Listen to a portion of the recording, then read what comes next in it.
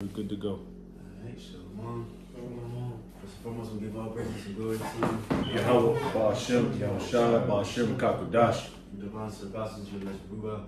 Shalom to the faithful men, always continue doing the work of the Lord. So, of course, once again, here in Wisconsin, Ohio, Sunday class. We're going to go into the next book. You just finished Exodus, the last couple chapters. The Lord was giving Moses to break down, mainly the tabernacle and priestly things, stuff like that. Then now we're going to the book of Leviticus, that's more deep into the law. And everything is, a lot of things are more technical. There's not really much. There's a couple of things, a couple of history parts, but it's mainly just, just the law. Matter of fact, too, can we get the word Leviticus in online? Yeah. I was about to get that. Yep. I was about to say, like, Lord's will, when we do the books, just get what it mean and all that. Easy. So Leviticus on the online book of the Levites. That's it. This is properly the part of the punctuate dealing with the function of the priests who were of the tribe of Levi. A portion of the tribe acted as assistants to the priests in the temple worship. The Hebrew title is the Torah, Right. the law of the priest. Yep. So that's what pretty much talking the law. Priest.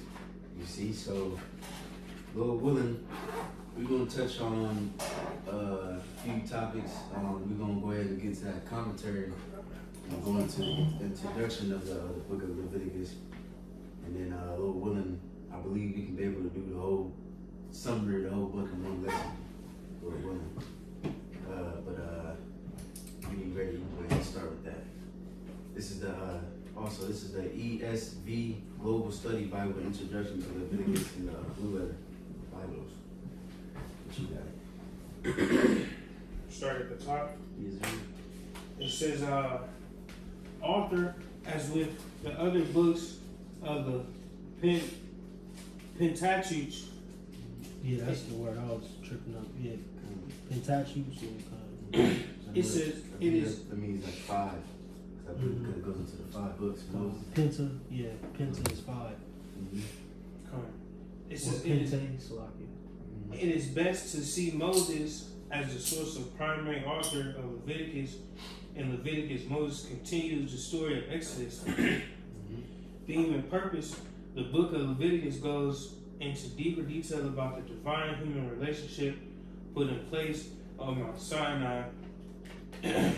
Leviticus assumes that Israel is sinful and impure, and it describes how to deal with sin and impurity so that the holy Lord can dwell among his people.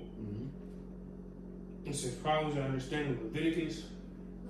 Readers may find Leviticus difficult to understand because they lack first-hand experience of the practices it describes. Ritual versus ethical commands.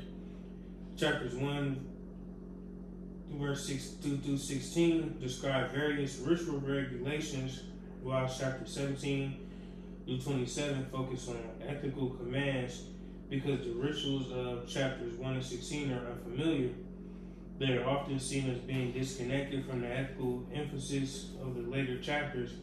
It is more accurate, however, to see the entire book as being concerned with Israel's being holy to the Lord. Right, because like you said, chapters 1 through 16 going into all the offerings, the sin offerings and atonement, stuff like that. All those things we don't really do to this day.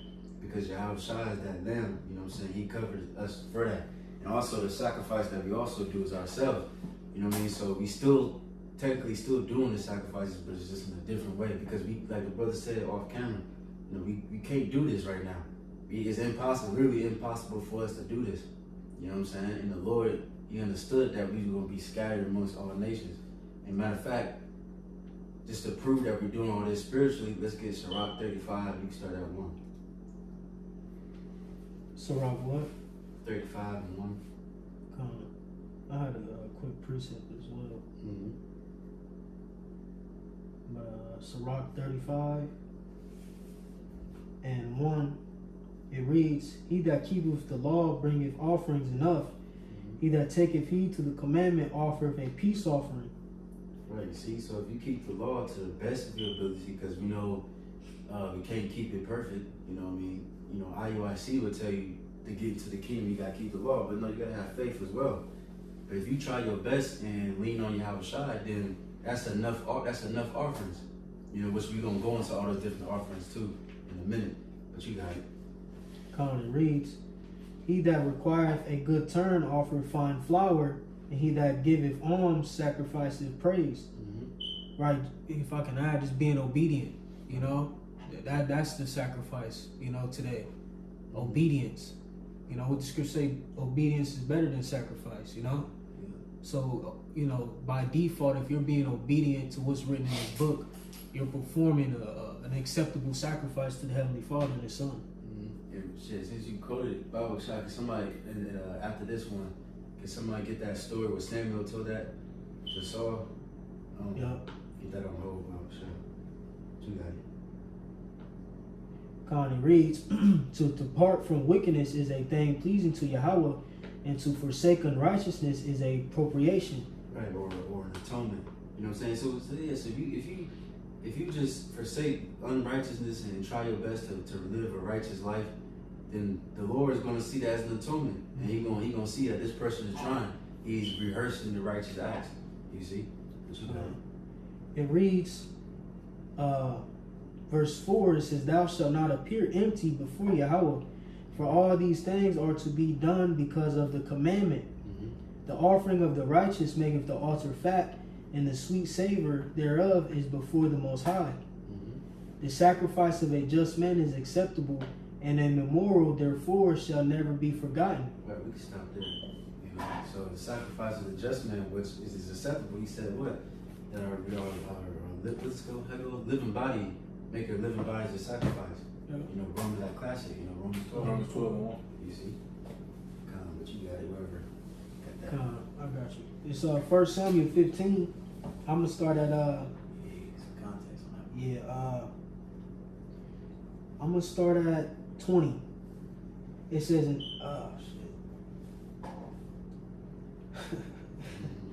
I'm gonna start at 18. It says, "And Yahweh sent thee on a journey and said, Go and utterly destroy the sinners, the Amalekites, and fight against them until they be consumed. Therefore, then," right, because that was the task that, you know, the Heavenly Father gave Saul. And that's written in our law. You know, when he say, forget not what Amalek did. I forget, what was it, Numbers, if I'm not mistaken. You know, pretty much you had a situation where the Amalekites, you know, attacked us from behind. All right, and we went to war against them. You know, but I think that was the same account when Moses had to hold up the staff until we consume them. You know, or till we won the battle with was it Joshua and Caleb, if I'm not mistaken. Then they had to put rocks under him, put rocks under his arm. Yeah. It says, verse 19, it says, "Wherefore then didst thou not obey the voice of Yahweh, but didst fly upon the spoil, and didst evil in the sight of Yahweh? And Saul said to Samuel, Yea, I have obeyed the voice of Yahweh, and have gone the way which Yahweh sent me, and have brought Agag, the king of Amalek, and have utterly destroyed the Amalekites. But the people took of the spoil sheep and oxen and chief, and it says the chief of the things which should have been utterly destroyed, to sacrifice unto Yahweh thy God in Gilgal." That's why the scripture says in Sirach, "Do not justify yourself before the Lord." That's what he tried to do. Well, see, but he said it just a sacrifice to you. And now the Lord gave you a straight commandment to do, you know, to kill all of them. You see, you trying to justify it, but you got it. Come. Verse 22, "And Samuel said, Have Yahweh as great delight in burnt offerings and sacrifices as in obeying the voice of Yahweh? Behold, to obey is better than sacrifice, and to hearken than the fat of rams." Right. What verse is that?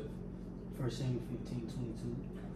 And that's the point with Jake. Like Jake, with the law, the first ordinance and all that, you know, of course it's important, but it just went over their head. You know what I mean? It was like a shadow for to come. It wasn't all about just sacrificing. Just I'm gonna go sin. I'm gonna go do something crazy, and then I got my lamb already prepared. You know what I'm saying? My turtle does, whatever the case is. Like, nah, it's more than that. You know what I'm saying? All of this was leading important to your house shot. You can't just pretty much use it and abuse it. Amos 5. Yeah. Yep, I got that. Real quick, Amos 5, I'm going to start at 20. It says, shall not the day of Yahweh be darkness and not light, even very dark and no brightness in it? I despise your feast days, and I will not smell in your solemn assemblies. Though ye offer me burnt offerings and your meat offerings, I will not accept them, neither will I regard the peace offerings of your fat beasts. Right, so like the brother May mentioned, you know, it got to a point where Jake was, you know, premeditating wickedness, you know, and then going to go sacrifice to atone for what they've done, you know, so it became a stumbling block. You know what I'm saying? The law, so to speak, you know, it started to cause offenses, man, because Jake was using it, you know, as a tool to be wicked, man. Commit adultery, then, you know, have a couple doves on the side, you know what I'm saying? Like that's bogus, you know? Right. That was it now, right? Come on. Alright, so let me see. We can did you where you left off on that commentary? Clean, unclean, what's the saying right there? Okay, so before that, let's get the can somebody go to that Telegram, and then it's the article I just posted, the 5 offerings in the Old Testament, and then you can just skip to the first offering. You know what I'm saying? Because like he said earlier, it said chapters 1 through 16 describe the very ritual regulations, which we're gonna touch on those different offerings that they had done. You know what I'm saying? Because real quick, going back to Sirach 35, it says 1 again, it says, he that keepeth the law bringeth offerings enough. You know what I mean? So now they did that in the ancient world literally, but now we're doing it spiritually. So we can go ahead with that article a little bit. Come on, I got it. It says, this is from seedbed.com. The first one is a burnt offering. It reads, the first offerings is the Olah, literally an offering of ascent, commonly called the burnt offering. The purpose of the burnt offering was for general atonement of sin and expression of devotion to Yahweh. The instructions for the burnt offerings are given in Leviticus 1, verses 3 through 17. The offering could be a bull, sheep or goat, or dove or pigeon. The animal was to be burnt whole overnight. Though its skin was given to the priest, the burnt offering was likely the earliest type of atonement offering in the Old Testament. It gives a couple of scriptures, Job 1 and 15 and Genesis 8 and 20. And then that proves the law was established, you know, before, you know, the Levites were on the scene as well. It says the primary contrast between the Old Testament burnt offering and the Canaanite burnt offering was that the Canaanites would offer children as burnt sacrifice for their own atonement. Although this does occur during the worst of Israel's history, Judges 11. The Most High made it clear that he would not accept children as burnt offerings, Genesis 22, and the instructions given in Leviticus explicitly limit the type of animals to be offered as burnt sacrifices to bulls, rams, and birds. Right, so let's just read this a little bit because you already described it. So let's just read Leviticus 1 and 3. But that's why. Oh, I'm sorry. That's exactly why Abraham, he had to sacrifice his son Isaac, but he went only was that close to doing it, but the Heavenly Father stopped him. But he showed his integrity. But the Lord, he doesn't require children to be at sacrifice. Okay. Beautiful, cool, bro. That Vegas 3, you just read 3 and 4, because it's really 3 all the way to, like I said, 3 to 17. You can read every single point. You know what I mean? Jake can do that at home. I'm saying, but you got it. Leviticus 1, verse 3. It says, start at 2. Mm-hmm. To speak unto the children of Israel, and say unto them, if any man of you bring an offering unto Yahweh, you shall bring your offering of the cattle, even the herd, and of the flock. If this offering be a burnt sacrifice of the herd, let him offer a male without blemish. He shall offer it of his own voluntary will at the door of the tabernacle of the congregation before Yahweh. He shall put his hand upon the head of the burnt offering, and it shall be accepted for him to make atonement for him. Right. Without blemish, which of course I wanted to Yahweh Shai. You know what I'm saying? Because he was without blemish, without sin. You know what I'm saying? Now we go to what in this one? Well, that's Seed bed. The commentary or seed bed? The offerings number 2. Seedbed.com offering number 2, which is a grain offering. The second type of offering in the Old Testament is the mincha, or grain offering. The purpose of the grain offering was a voluntary expression of devotion to the Most High, recognizing His goodness. The providence, the instructions for the grain offerings are given in Leviticus 2. Generally, it was cooked bread, baked, grilled, fried, roasted, or made into cereal, though always seasoned. Unsweetened and unleavened bread, unlike the whole burnt offering, only a portion of the offering was to be burnt. The remainder went to the priest for their meal. Although the mincha was instructed to be free will offering of grains, it appears that earlier free will offerings expressing devotion to the Most High and gratitude for His goodness, the providence may have been the first fruits of livestock. Right, so we can go ahead and read that a little bit, Leviticus 2 and 4, but real quick, because I remember we did a class on this a little bit, about that part where it says always seasoned. It says seasoned with salt. So Jay, remember what that's going into? What? The wisdom? Yeah. Oh. Remember? Yeah. We can get that too. That Matthew? Matthew 5? Yeah, Matthew, and there's one in I think Colossians which says let your speech be always seasoned with salt. And then we can get that, the word, that good stuff, that Greek. You know what I'm saying? Because now, like I said, today, now we're doing it in a spiritual way. Now our words should be seasoned with salt. That's the spirit, man. It was like I was literally having a dream about that or something. Damn. About something like salt being wisdom. I don't know where or why I was meditating on it, but I was meditating on it or something. I don't know. That's bugged out. You said that last night? Yeah, it was something, bro. I'm just saying everything. That's why I know off the top, like, yeah, kind of, yeah. I don't know. I was just probably meditating on it. Something came to me though. You want to read this Leviticus first? Let's get that Leviticus. Leviticus 2 and 4. It says, and if thou bring an oblation of a meat offering, bacon in the oven, it shall be unleavened cakes of fine flour mingled with oil, or unleavened wafers anointed with oil. Right, the unleavened, of course, like that God would open unto us a door of utterance to speak that goes into the like Passover, unleavened bread, you know what I mean? That goes into like iniquity, sin, and we gotta purge out that old man, that old leaven. You know what I'm saying? But you got it. It reads, verses 5, it says, and if thy oblation be a meat offering baken in a pan, it shall be of fine flour unleavened mingled with oil.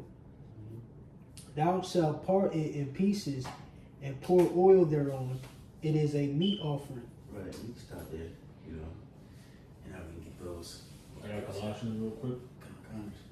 This is Colossians chapter 4, verse 6. It says, let your speech be always with grace, seasoned with salt, that ye may know how ye ought to answer every man.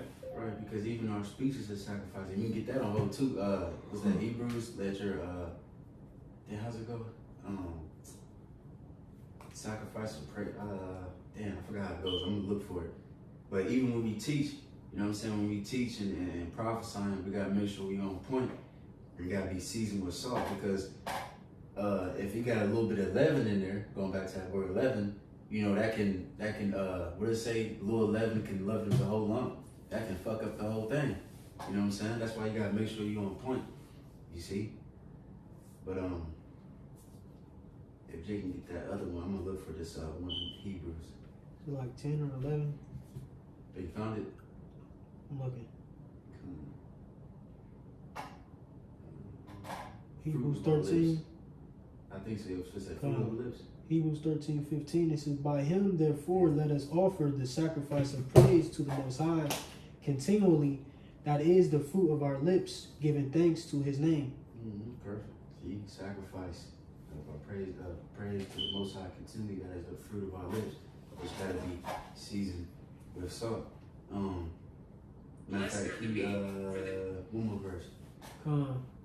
It reads, verse 16, "But to do good and to communicate, forget not, for thy such sacrifices the Most High is well pleased." Right, even if you communicate with brothers and being around brothers and in communion, you know what I mean, and fellowship and breaking bread, that's a sacrifice and that's well pleasing to the Most High.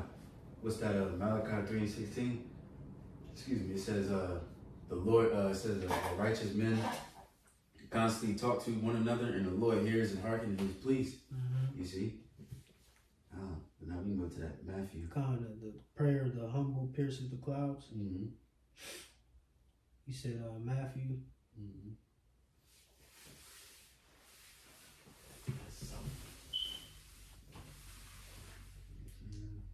So like it.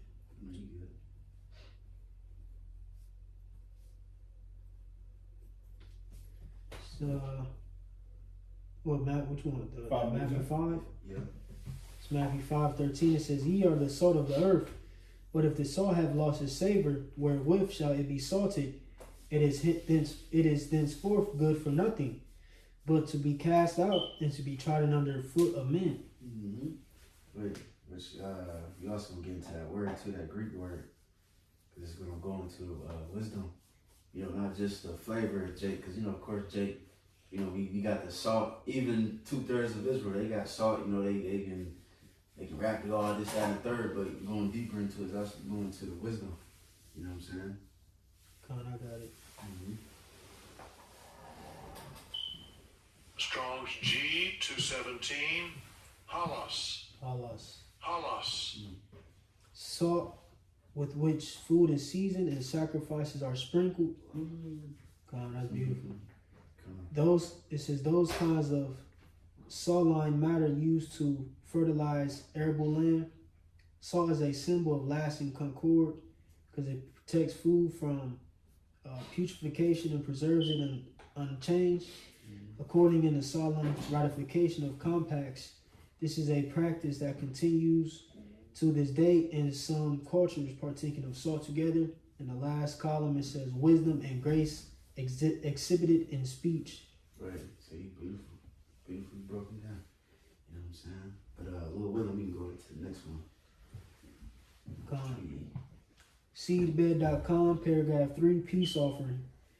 It says the third offering is Shalom, or peace offering. This category first discussed in Leviticus 3, including thanksgiving offerings, free will offerings, and wave offerings. The offering could be cattle, sheep, or a goat. It could be male or female, but must be without defect. If it was a thanksgiving offering, it could also include a variety of breads. The purpose of the peace offering was to consecrate a meal between two or more parties before the Most High and share that meal together in fellowship of peace and a commitment to each other's future prosperity.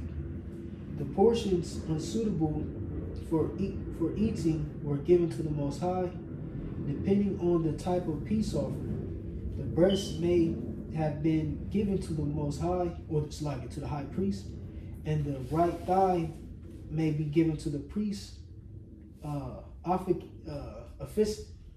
officiating the meal. The rest of the meal was to be eaten within 1 day by the fellowship of parties, and the leftovers were to be burnt after 2 days. So now let me touch on that. Leviticus 3:1. kind of like the Passover. Mm-hmm. Because what Passover is, you asking for peace pretty much, you know? Leviticus 3, he says start at the top. Yeah. Leviticus 3:1, it reads, and if his oblation be a sacrifice of peace offering, if he offer it of the herd, whether it be a male or female, he shall offer it without blemish before the Most High. And he shall lay his hand upon the head of his offering and kill it at the door of the tabernacle of the congregation. And Aaron's sons, the priest, shall sprinkle the blood upon the altar round about. And he shall offer the sacrifice of the peace offering, an offering made by fire unto Yahweh. Kind of real quick, this is Scar. So Jake know why there gotta be blood when you make sacrifices. Say it again. Why there gotta be blood What, as far as forgiving of sins? Because blood is life. Yeah. He said blood is life, so he said if you want a remission of sins, you gotta be shedding your blood. Right. Blood is like blood for blood, like life for life, pretty much. Yeah, that makes sense because your transgression of the law equals death, so you gotta kind of pass it to that. Right. Let's shed his blood for makes sense. God, I got that precept real quick. Leviticus 17:11, it says, for the life of the flesh is in the blood, and I have given it to you upon the altar to make an atonement for your souls, for it is the blood that maketh an atonement for the soul. Just like you have a shot said, I laid my life for the flock. You know what I mean? But God, you got it. Come. Verse 3. It says, and he shall, verse 3, it says, and he shall offer of the sacrifice of the peace offering, an offering made by fire unto Yahweh, the fat that covereth the inwards, and all the fat that is therein, that is upon the inward parts. It's like it. Read that again. It says, and he shall offer of the sacrifice of the peace offering, an offering made by fire unto Yahweh, the fat that covereth the inwards, and all the fat that is upon the inwards. You finish that 5. Come on. It says, in the 2 kidneys, and the fat that is on them, which is by the flanks, and the caul above the liver, with the kidneys, it shall he take away. It's like, if I can just add, just think of this process, how tedious this process was. No, don't nobody in here know how to butcher anything. You know what I'm saying? Yeah. Jake talk about the law. You don't know how to butcher a cow. Right. To skin the, you know what I'm saying, the fat up. You know, like, this is tedious work. We need Hawashai, bro. I don't know what these dudes talking about. Remember when guys said they couldn't even eat bitter herbs, is nasty? They said nigga had to eat romaine lettuce, man. Right. That's the whole point of eating the bitter herbs, is to go back and reflect on your transgressions, what you did when you was in the world. Nigga, that's the worst. That's the hard part. Right. So imagine them cutting up an animal and stuff. They, you know. Yeah, city boys. Yeah, man. Niggas ain't never seen no man bleed nor an animal. Niggas ain't never killed the animal. You know. Alright.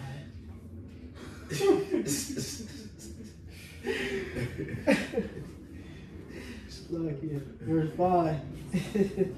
It says, and Aaron's son shall burn it on the altar upon the burnt sacrifice, which is upon the wood that is on the fire.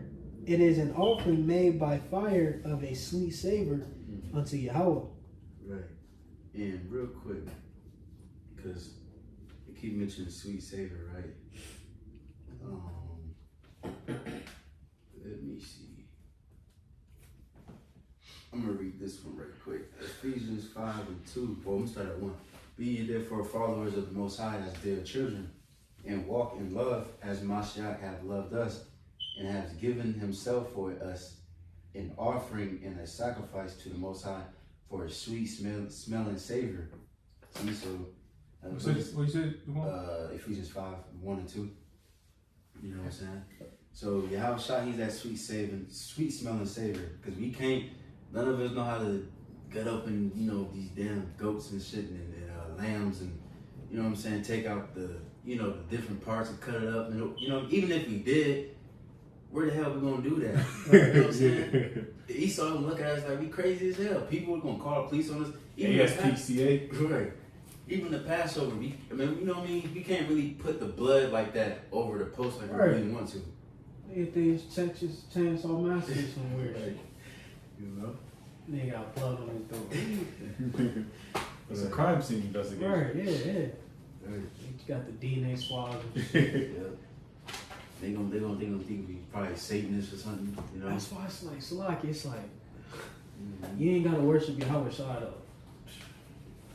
Man. Niggas are dumb as fuck. That's why that nigga's sitting over there on Adam 22 looking stupid. Donkey brain type. Yeah, man. Like, make it make sense. And see, the Lord is so crafty and so far out, and 1,000 times steps ahead. He knew who was gonna be in a captivity where we couldn't keep the law. That was prophesied, you know, prior to the Messiah even hitting the scene, you know. Yeah. So once Yahweh Shai came, like, all right, now something gonna have to take place in order for these people to be brought back to me, because they're not gonna be able to atone for their sins no other way, but through Yahweh Shai. But you got people who shitting on that sacrifice that Yahweh Shai has made for us, man. Something much greater than just burning up a goat or a sheep. Right. The Heavenly Father through Yahweh Shai made it so much easier. Now we got something to lean on to, man. Now we don't take it for granted. We ain't just out here being niggas, cause through belief, you know, we keep the commandments and the laws and the instructions that we're given, and, you know, be obedient to the best of our ability. They said the commandments are not grievous. Right. You know what I'm saying? So we take that sacrifice and we don't just use it, you know, to appease the flesh, you know, or please the flesh, you know. But you got some dudes who literally, you know, look at Yahweh Shai's sacrifice as it ain't nothing, bro. Right. That shit's bogus. Right. I can go to the next one. Come on.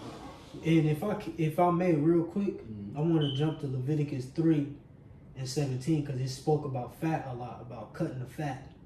You know, and pretty much is a statue that, you know, we keep as well. We try to keep.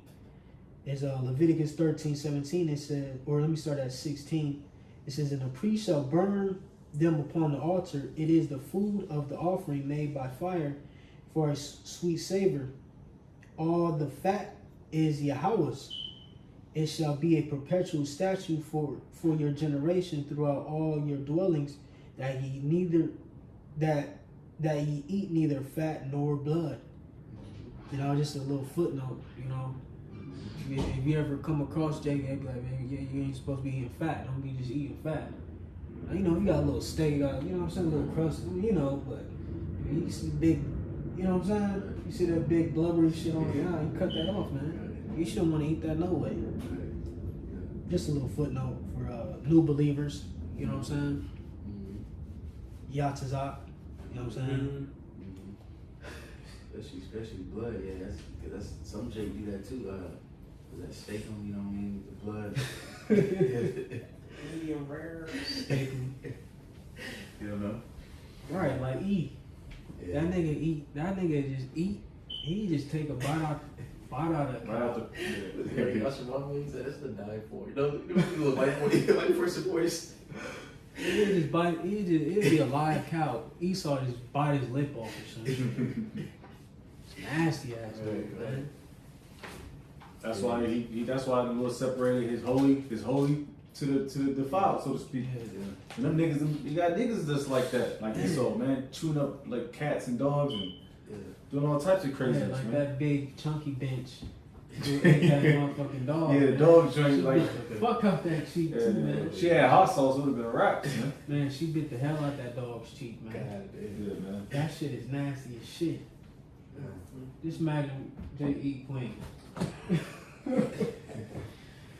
Sick. Man, so wicked ass person, man. Back to that all. to seedbed.com 4, paragraph 4, it says sin offering. It says the fourth offering was called Chatah. And we could, if you want, whoever watching, look these up in the Hebrew, translate them in the Paleo. And I'm just reading verbatim right now. It says literally sin or sin offering. This offering is sometimes seen as an offering of atonement for unintentional sin.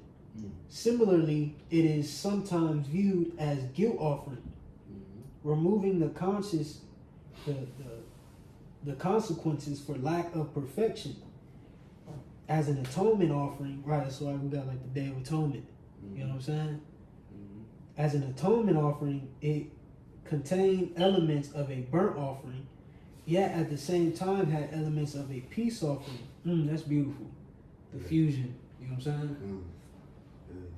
It says, conversely, some of the sins for which one needed atonement were not moral sins, but rather matters of ritual impurity. As such, some have proposed the term purification offering instead of sin offering. The primary purpose of this offering is not to atone for sins, but rather to purify oneself for re-entering the presence of the Most High. The elements of a purification offering could be any of the elements of the previous three types offering, though unlike the peace offering, the meal was not to be shared by the one offering the sacrifice. So we get that Leviticus 4:1, and then can somebody get Psalms 19 and 12? We'll read that after the Leviticus. I got Psalms. Come on.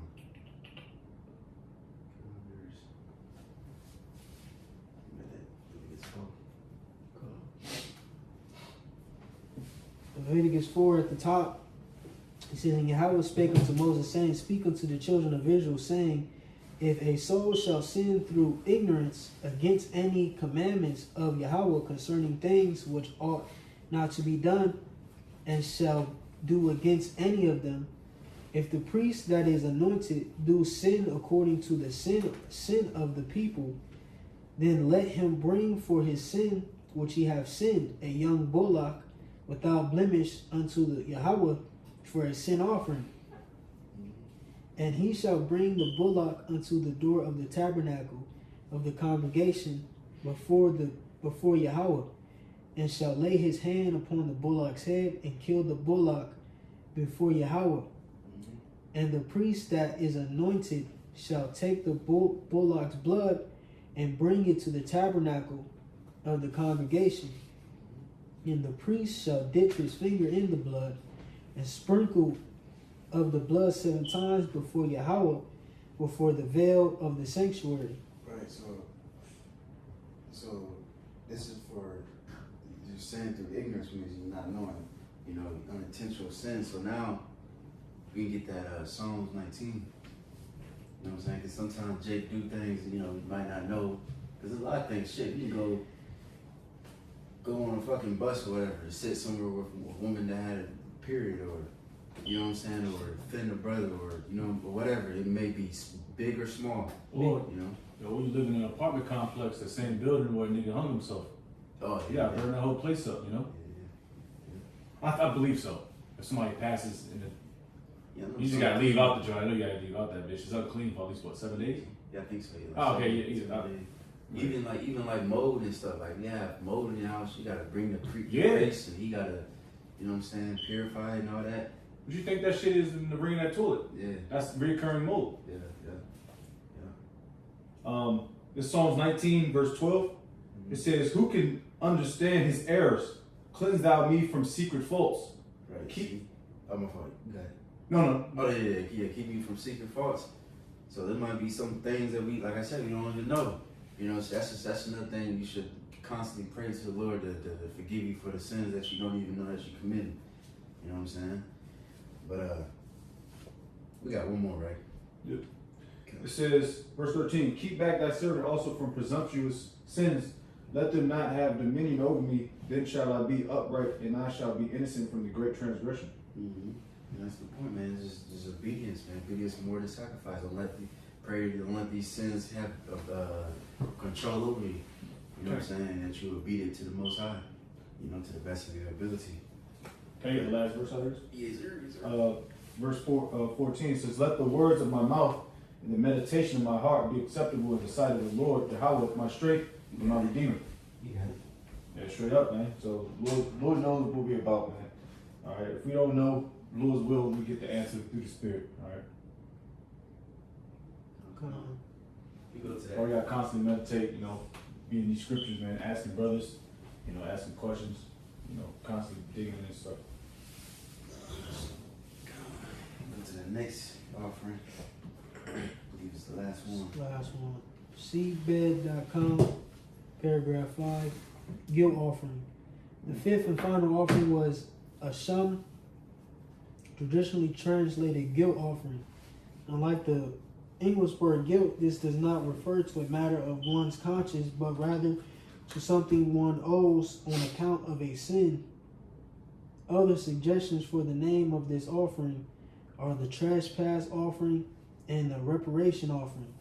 The purpose of this offering was to make reparations for one's sins. As such, this offering had a specific monetary value, and one who owed another on account of a debt due to a sin could repay it in silver rather than by sacrificing a ram. In addition, a 20% fee was assessed and given to the priest who mitigated the debt. Man. The sacrificial system of the Old Testament was means of grace by which the relationship between the Most High and humanity begins to restore. Ultimately, the sacrificial system was inadequate and none could repay the debt of life that was owed until Hamashiach defeated death once and for all. Hebrews 10:10, it says, in the age of the church, we live in the light of Hamashiach, meritorious sacrifice. Look that word up. It says, for us, while also offering our own lives as a living and holy sacrifice, Romans 12, Peter 2. Read that. 1 Peter 2:5 too. You say you can look at that word. Meritorious. Meritorious. Yeah, it says deserving reward or peace. Good praise. Yeah. You know? Yeah, that's why when Yahushua in Revelation 5 when he released the seals that was sealed, so now we can understand the scriptures. That's why they said worthy is the lamb that was slain. Mm-hmm. They was praising Yahushua because of the things that he did. He got crucified, rose inside the right hand of the Most High. That's worthy to be praised and to be worthy to be worshipped too. You see? But you got it, River. Precept. 1 Peter 2. Yeah. 1 Peter 2:5 reads, ye also as lively stones are built up a spiritual house and holy priesthood to offer up spiritual sacrifices acceptable to the Most High by Yahushua HaMashiach. Damn, that's perfect. That right there broke it down perfectly. You know, all that. Like we said, we can't. I mean, who the hell we gonna go to? We can't go to no priest and tell him, you know, this is Right. my, my offering. Right. You So like, who we gonna go to? Alizar? Yeah, chief high priest. I mean, these niggas, yeah, like, how the fuck we gonna go to? This nigga come out with a fucking Hornets hat. He flyer and shit. Fly as hell. Ponytail coming out the back of the strap. With his multi wives. Yeah, man, with the diamond zipsies on. Yeah. The diamond joints. Yeah. You remember that shit? Yeah, the diamond joints. The cameraman understood the assignment. Yeah, straight up. Yeah, he You know did. what I'm saying? Nigga with Alexander McQueen's, and you bring him a unblemished lamb. Right. Smack. Stop it, bro. This nigga suck, bro. I'm the high priest. You gotta come to me. No, nigga, no, I don't want to come to you, bro. Yeah, because none of us Fuck are. around and start barbecuing the motherfucking eating. Yeah. It's gonna turn into a Henny show, man. True. But Smacked as fuck. right, it is. So now, well, Willem, we can go back to that commentary. You just read a little bit more on that, and then we almost took closing. Yeah, because I got to charge it up like 10. I think my charger broke in my. 45 minutes. Good lord. Okay, Damn, we was rolling. 14:41. we ain't gonna read. Let me see. No, in fact, yeah, go ahead. Shout out clean. Yeah. Back in the ESV Global Study Bible Commentary, Leviticus 1 says unclean, clean, holy. Leviticus often uses these terms differently than today. Modern readers might think of clean versus unclean as being the same as healthy versus unhealthy. In Leviticus, however, these words do not refer to hygiene, rather they describe the types of actions a person may or may not engage in, or the places he may or may not go. For example, those who are unclean may not partake of a peace offering. A modern analogy might be registering to vote. A person who is registered may vote, whereas a person who is not registered may not vote. The ritually clean person is not necessarily more righteous than the one who is ritually unclean. Just as a person who is registered to vote is not necessarily more righteous than a person who is not. Right. So now, we move on to the unclean and clean. All right. So, and we're gonna give an example. So, real quick, can somebody get not all things are expedient? You know what I mean? Because certain, like, you can be unclean because you could, just speaking frankly, you can have sex with a woman, you can bust a nut. That's you bust a nut, you unclean. She's unclean too. Y'all both supposed to wash yourself and be unclean until the evening. Or you touch a dead body, you know what I'm saying? Or touch a dead animal, or what else? There's other things. Yes, woman on her pad, that monthly cycle. You gotta let her be in her own quarters. Yeah. You see, all those different things, all the different examples. So certain things, you ain't supposed to take part in certain things, but we're gonna show an example where pretty much the law is not expedient. And we're gonna show an example in the Old Testament. But first, let's get that one. This is that. 1 Corinthians 6 verse 12. All things are lawful unto me, but all things are not expedient. All things are lawful for me, but I will not be brought under the power of any. Right. So now everything is expedient. So, there might be times where you might be unclean and you might not be, you might go to camp or something. What you supposed to do is not go to camp or take part in whatever you're doing. You know what I'm saying? Or let's say the Passover. You know what I mean? Now there's a law that says if somebody's unclean, then they can wait till next month or do it on the second month. You know what I'm saying? Which we can get that. I forgot where it is. Let me see. Let me find that real quick. Because this is going to link with a story. This just shows you right here that even in the ancient world, we try to rehearse the righteous acts. Let me just look this word up. Yeah, generation upon generation, and we started losing our heritage. And look at us now. We're just through, If you don't have this truth, you're just through. That's why it's a great stumbling block for a lot of these camps to talk about the law this, the law that.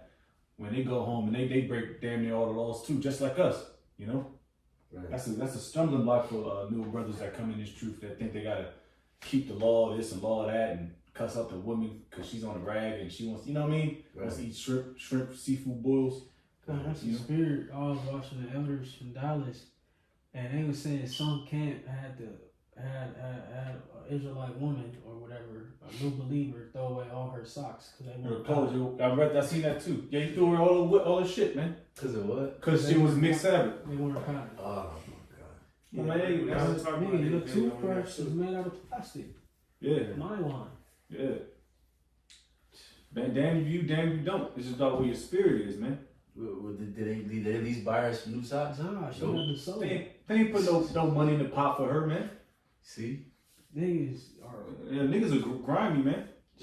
That's why Yahweh say y'all put burdens on these people and you won't even lift one finger to help the person. Right. Damn. You know? We say tax mint and all that.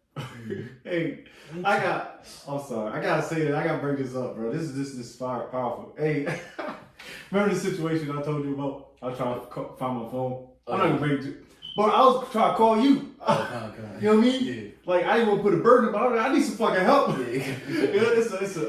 It's a inside story, but you know I'm just trying to call some brothers, man. I need some help, brother.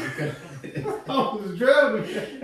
But that's brotherhood, bro. I'm like, man, I need to call somebody, bro. Yeah. That's we're in the same goddamn league, so to speak.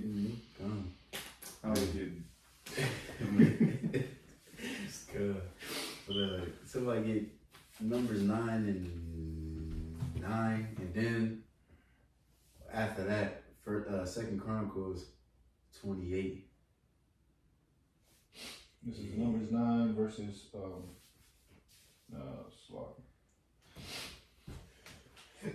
Numbers 9 verse 9. It says, "And the Lord Yahweh spake unto Moses, saying, Speak unto the children of Israel, saying, If any man of you or your posterity shall be unclean by reason of a dead body, or being a journey afar off, yet he shall keep the Passover unto the Lord Yahweh.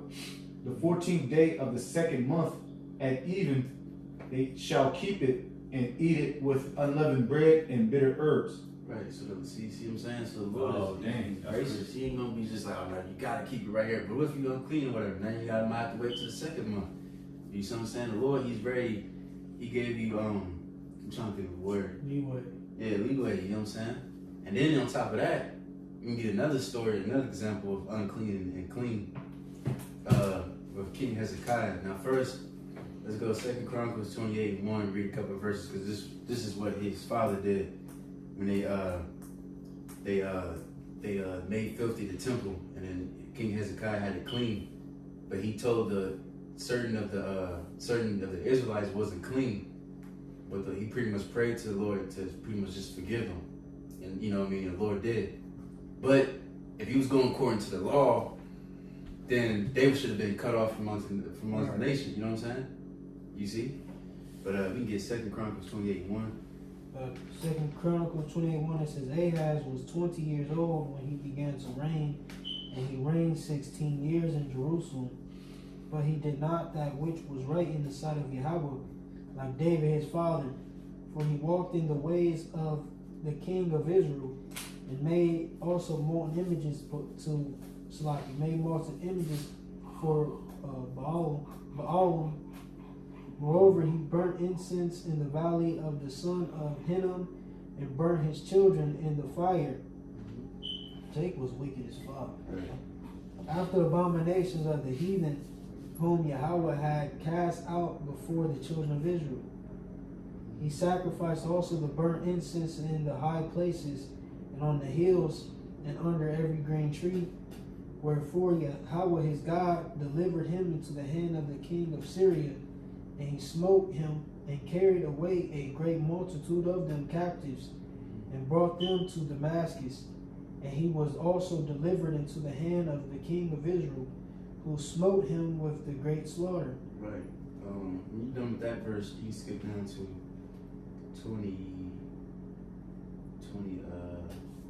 24 or 23. 2nd Chronicles 28:23. For he sacrificed unto the gods of Damascus, and he said, because the gods of the kings of Syria helped them, therefore will I sacrifice to them, that they may help me. But they were the ruin of him and of all Israel. And Ahaz gathered together the vessels of the house of the Most High, and cut in pieces the vessels of the house of the Most High, and shut the doors of the house of Yahweh. And he made him altars in every corner of Jerusalem. Right, you see, so he pretty much fucked up the temple, shut the doors, and made altars and so on and so forth. But then, if you go to 2nd Chronicles 30, and you start at 1, this is when they started cleaning. You know what I mean? Before King Hezekiah.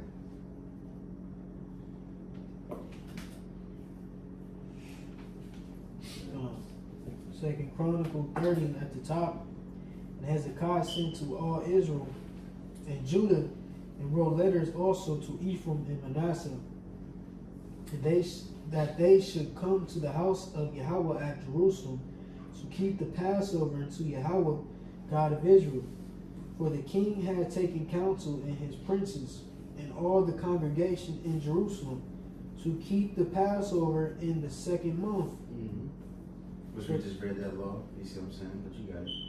For they could not keep it at the time because the priests had not sanctified themselves sufficiently, neither had the people gathered themselves together to Jerusalem. Right. So now we can just get to the point. We can skip down to verse 17 or 16. 2 Chronicles 30:16. And they stood in their place after their manner, according to the law of Moses, the man of the Most High. The priests sprinkled the blood which they received of the hand of the Levites. Mm-hmm. For there were many in the congregation that were not sanctified. Therefore, because you have to wash yourself. Mm-hmm. Therefore, the Levites had the charge of the killing of the Passovers for everyone that was not clean, to sanctify them unto Yahweh. For a multitude of the people, even many of Ephraim and Manasseh, Issachar and Zebulun, had not cleansed themselves, yet did they eat the Passover otherwise than it was written. But Hezekiah prayed for them, saying to the good Yahweh, pardon everyone that prepareth his heart to seek the Most High, and Yahweh God of his fathers, though he be not cleansed according to the purification of the sanctuary. And Yahweh hearkened to Hezekiah and healed the people. Right, see? So, but they, there wasn't, some of them, certain of them wasn't truly clean. But the King Hezekiah prayed for them, the Lord hearkened. Same thing with us. Certain things we're not going to be able to do it perfectly, but we just pray to the Lord, we trying, at least we trying our best. So, Bible Shah, forgive us for our little shortcomings and let Yahweh Shah take care of the rest. You know what I'm saying? So this is real quick, just an example of that. All right, so now. I appreciate for that. Come, you got it. Real quick, Psalms 133. If Yahweh should mark iniquities of Yahweh, who shall stand? Right, backing up the bro's point, Lord mark every iniquity, who gonna stand? Be like some cases where you start to be like, hey, Baruch Shah, have mercy upon thy servant, and the situation I was in this captivity, or situation that we just read, where it's like, Jake trying to do right, you know what I'm saying? Mm-hmm. Jake coming with a pure heart, everything technically may not be done correct, but it's the act, charity, and pursuit of Yahweh Bahashim Yahweh Shai that covers us in those times. Just another beautiful example is when we identify the Passover every year. Right. Brothers up there, doing their thing, trying to do the best they can. We got the brothers in the audience. They do it. They're the front runners in of the Passover, so to speak, and they're still rehearsing. Right. Sometimes they got cut way like, oh, this is. Right. We're just trying to perfect ourselves, man. Yeah. And that's why Yahweh Shai is much needed. They say Hebrew word a little bit wrong or something. Yeah. Like study a little bit. Son of Reuben? No, you gotta use it in the Hebrew. Right. Oh, it's like. Yeah. So now, Lord willing, we can just skip down to the outline. Just read the headings of the outline, just to show what's going on. Because like I said, we can just make all of this one big lesson. Because like I said, all of it is really technical. We don't have to, make it 3-5 different lessons on the same thing. But so now we can just read the headlines just to show what's going on in this book, and everything like that. This is outline headings. It says 5 major offerings. Chapter 1, 1 and 1. It says handlings of the offerings. Chapter 6, verse 8 to 7. It says the establishment of the priesthood. Chapter 8, 1. It says the laws of cleanness and uncleanness. Chapter 11. The Day of Atonement ritual. Chapter 16. The handling and meaning of blood. Chapter 17. The call to holiness. Chapter 18. The holy times. Chapter 23. God, real quick, Salaki.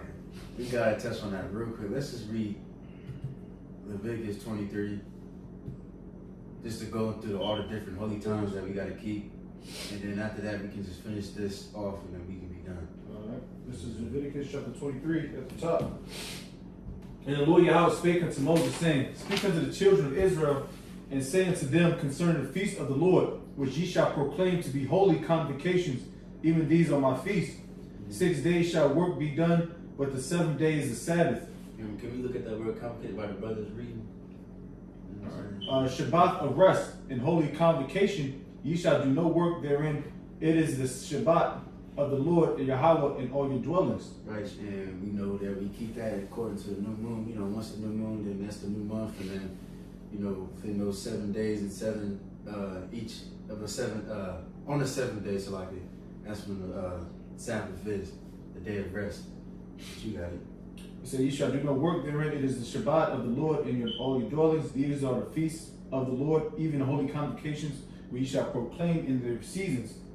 And the 14th day of the first month at even is the Lord's Passover. And on the 15th day of the same month is the feast of unleavened bread. Unto the Lord 7 days ye must eat unleavened bread. And the first day ye shall have an holy convocation. Ye shall do no servile work therein, but ye shall. Somebody got that word? I got it. Yeah.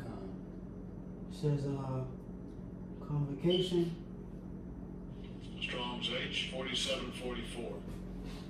Mikra. Mikra. I believe what's this? Makwa Ra'ah. It says convocation, convoking, reading, and calling together. Sacred assembly.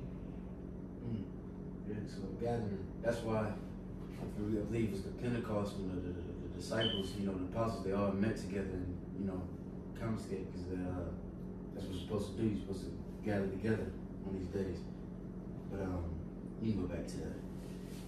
Would that be considered almost like a peace offering type situation, the Pentecost? The Pentecost, Like almost? I think it was I think it goes into The 50th day after the Passover. what's it called?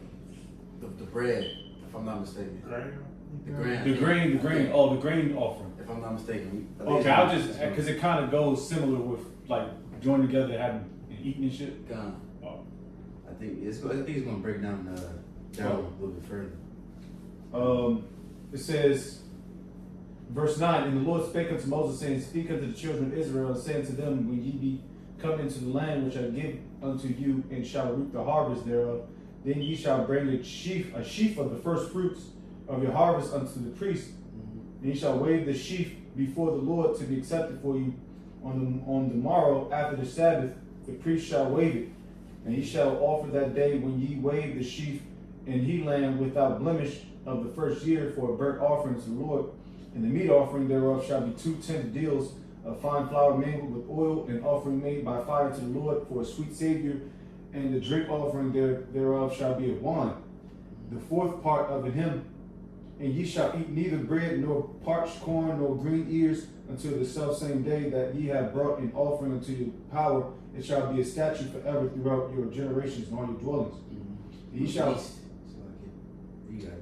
and ye shall count unto you from tomorrow after the Shabbat, from the day that ye brought the sheaf of the wave offering, 7 Sabbaths shall be complete.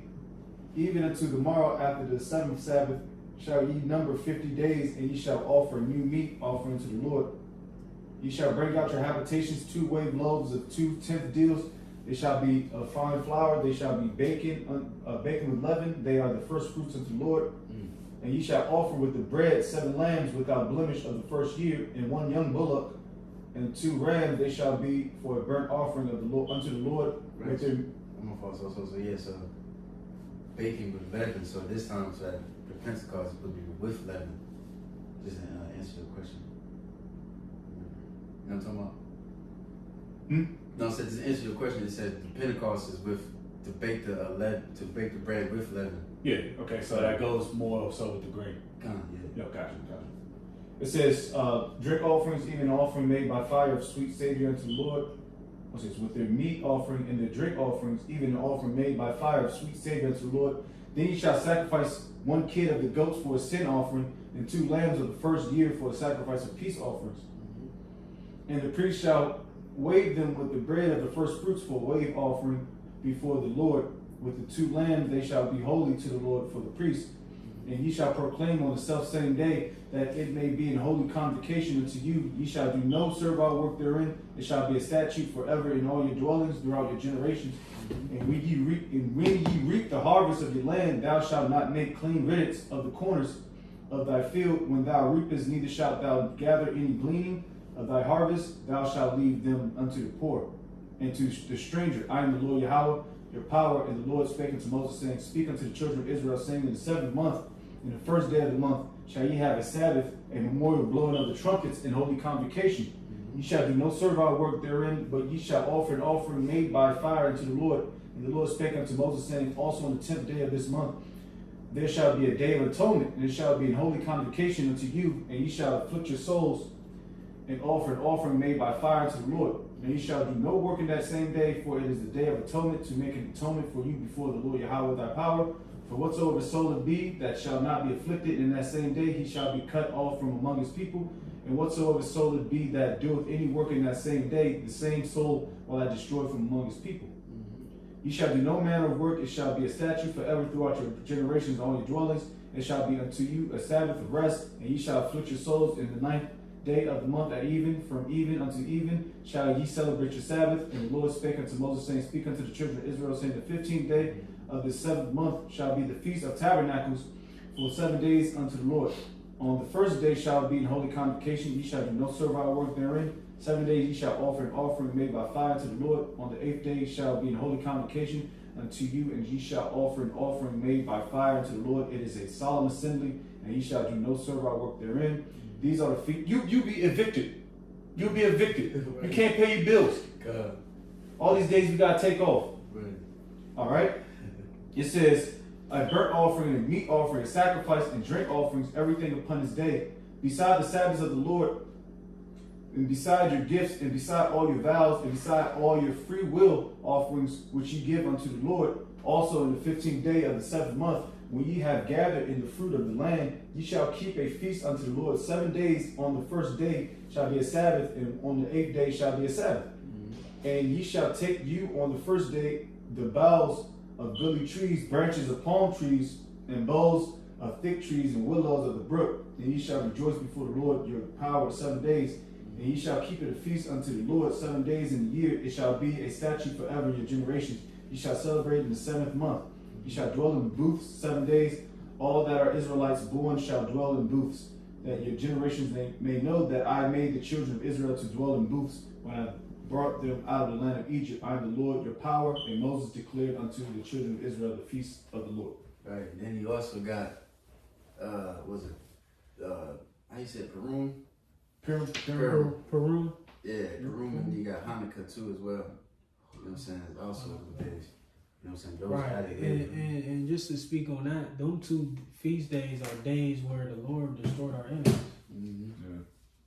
Purim, dealing with Haman, and then you have Hanukkah when we pretty much dedication to the temple we took down. Those who opposed us at that time, the Maccabees. Mm-hmm. The Lord was with us in the midst of us being persecuted. For you heathens, vocab. Right. So now, Lord willing, we can just finish out that last little. Maybe like one more paragraph in that commentary, and we can close out. Which one? Seed bed? No, commentary. Just the last 2 points. It says the blessings and the curses, 26th chapter, and vows and dedication, 27th chapter. It says the book of Exodus finishes with Moses and Israel having constructed and assembled the tabernacle at the base of Mount Sinai. The book of Leviticus primarily records the instructions the Lord gives to Moses from the tent of meeting, but also includes narratives of a few events related to the tabernacle regarding the date of the Exodus. See introduction to Exodus and note of 1 Kings 6:1. So yeah, that's the whole Leviticus right there.